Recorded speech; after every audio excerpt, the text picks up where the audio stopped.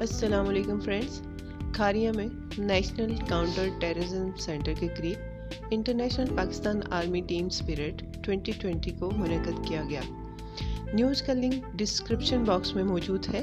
آپ خود بھی لنک پر کلک کر کے نیوز کو پڑھ سکتے ہیں. مگر ویڈیو کو سٹارٹ کرنے سے پہلے ہماری حوصلہ افزائی کے لیے چینل کو ضرور سبسکرائب اور ویڈیو کو ضرور لائک کریں. تو چلیں ویڈیو کو اب سٹارٹ کرتے ہیں. فرینڈز، پاکستان کی کم سے کم 7 ٹیمیں اور پاکستان ایئر فورس کے علاوہ 16 ممالک کی آرمی ٹیمز جن میں Belarus, China, Egypt, Germany, Indonesia, سعودی عربیہ، Maldives, Palestine, Russia, South Africa, Sri Lanka, ترکی، UAE، UK، USA اور ازبکستان اس 3 روزہ ایونٹ میں حصہ لے رہی ہیں.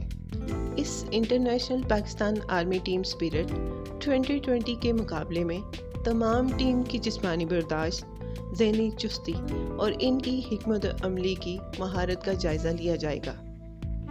اس ایونٹ میں تمام ٹیمیں ایک دوسرے کے تجربات، بالخصوص دہشت گردی کے خلاف پاکستان آرمی کی کامیاب حکمت عملی کو ان تمام آرمی ٹیم کے ساتھ شیئر کیا گیا. یاد رہے پاکستان آرمی نے اس ایونٹ میں گولڈ میڈل جیتا ہے. سو فرینڈ، یہ تھی ایک لیٹسٹ نیوز پاکستان فورسز کے حوالے سے. امید کرتے ہیں کہ آپ کو ویڈیو پسند آئی ہوگی.